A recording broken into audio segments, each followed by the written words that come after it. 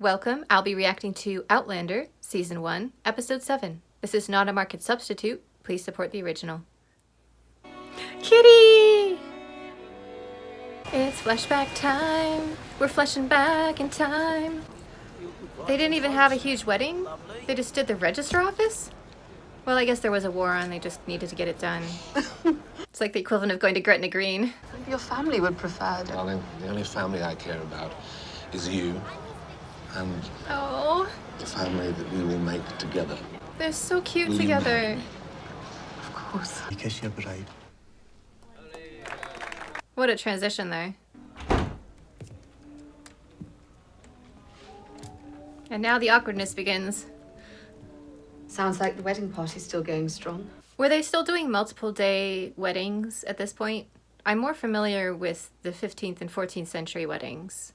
And then jumping ahead to the 19th century.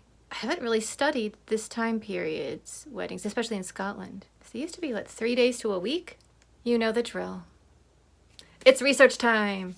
1645, the wild debauchery day after day was abolished. However, in 1790, they were still having problems with it. We all know that the way to find out what was actually going on in a time period is to look at all the things that they weren't supposed to do, because when they kept writing people up for things, that tells you it was going on.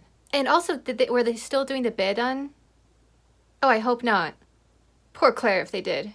It looks like there's different opinions on what happened with the Creeling, but there's definitely a basket and rocks involved. That's so random and just amazing. It was a lot easier to get married under Scottish law, which is why there were so many Gretna Green elopements, obviously. It was such a problem that in 1856, they had to change the law so that you'd have to live in Scotland for at least 21 days. That's pretty funny. The Gruchy and the Scramble, where you just toss coins. That's kind of like what they did in the Sense and Sensibility movie at the very end.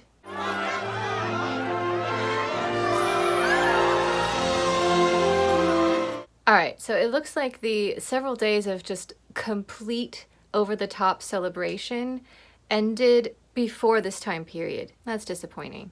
So it was getting closer to more modern weddings. That also means no bedding ceremony though, so Claire's probably happy about that. Should be grateful they don't want to watch. Only Rupert. Oh, maybe they are. And Angus. Perhaps a drink? Aye. Yeah, maybe several. Oh, this is so awkward. This is hilarious. I'd be downing it too, Claire. Uh-huh. Technically, according to the law, they do need to consummate, I'm pretty sure. Why did you agree to marry me? 'Cause you're his friend, and he doesn't want to watch you tortured. She took a few blows at the hands of Randall and kept silent, which is a fair sight more than I'd expect of any ordinary woman. But you know Randall. You know what he's capable of. Tell me about your family.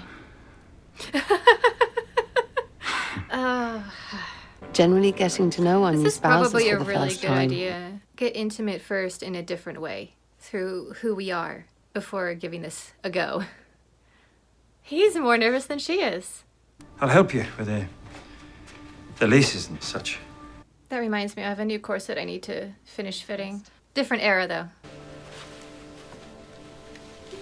Now let's see if he knows how to take a corset off. The front, not the back.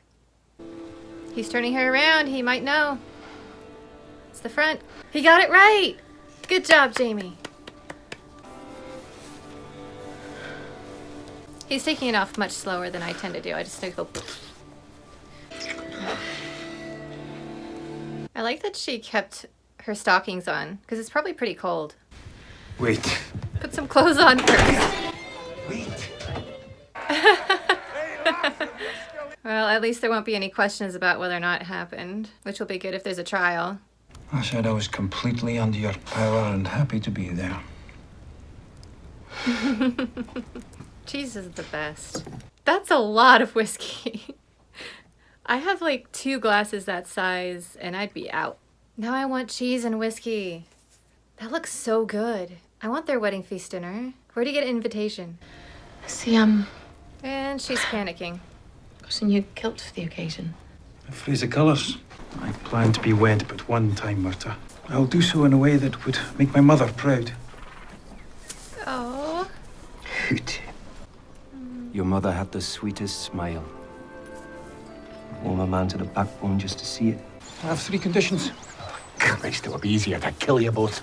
We must be wed properly. In a church. To exhortation and to doctrine. 1 Timothy chapter 4, verse 13. Church. Yeah, the Bible doesn't say anything about reading the banns. You're not under the law, but under grace. Romans 6:14. Oh, this is great. And unto the doctrine, continue in them, for in doing this thou shalt both save thyself and them that 1 Timothy chapter 4, verse 16. Be not forgetful to entertain strangers, for thereby some have entertained angels unawares. We actually used to do things like this when I was a kid. I called it Bible drill. It was pretty fun. We want a ring made. A wedding ring. For a lass. Make it from this. I love that idea. Key to what? His heart. What was your third condition? His lordship bought it in London for his lady. On his way home, he lost the rest of his money at the tables in sterling, so when he came by us for his usual visit, he was long on desire, but a wee bit short on clink. You not told me what you were doing all day? Strange. Hey! I did have a monstrous hangover, though. Where was that white willow bark? Suddenly, That is a sun gorgeous, gorgeous dress. I like the idea of the falling leaves. I think they're leaves, not feathers. I might steal that idea. I love embroidering gowns. I actually just haven't quite finished it yet, but the first bits are done of the embroidery. It's part of my Mandalorian costume.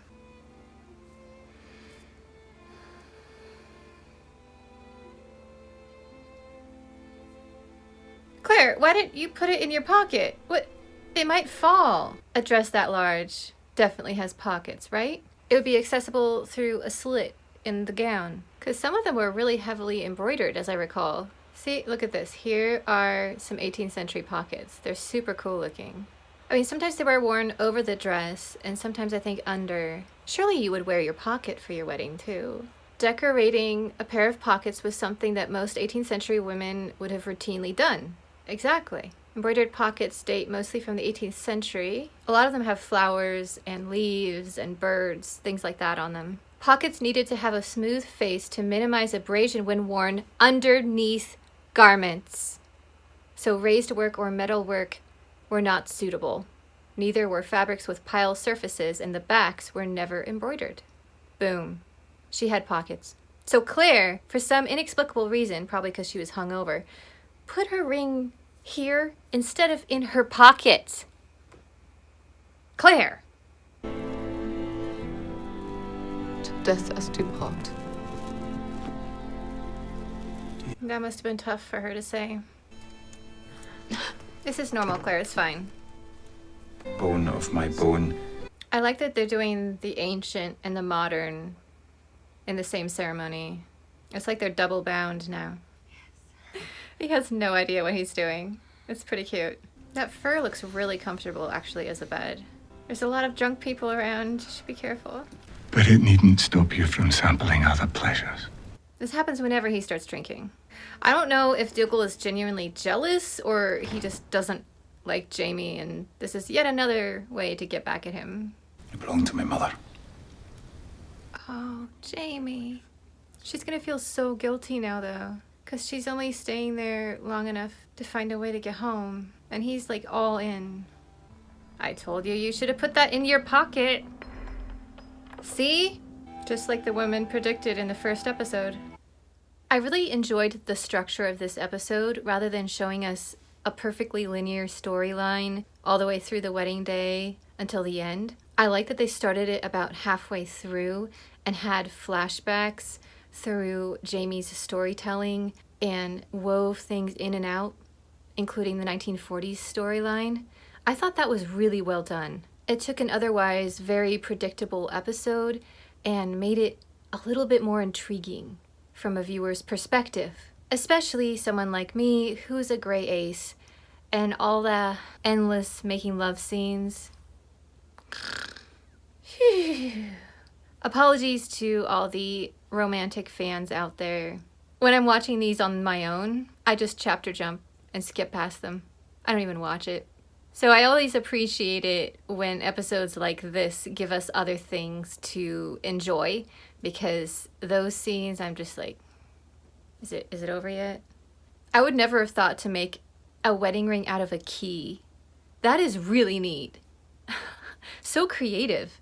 Good job, Jamie. This whole episode, I've been really impressed by Jamie because he's been so thoughtful and just trying to do his best to protect Claire and then make her comfortable and show that she is loved and she's not alone. And most of the time he was super nervous, which I thought was great.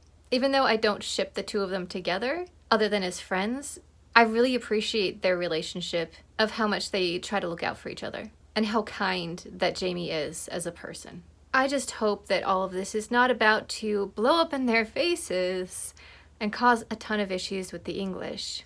I haven't been an Outlander enthusiast for very long, but so far, whenever things start going right, it's making me nervous. They're too happy. Something's about to happen. Maybe next episode is just gonna be them enjoying life, right?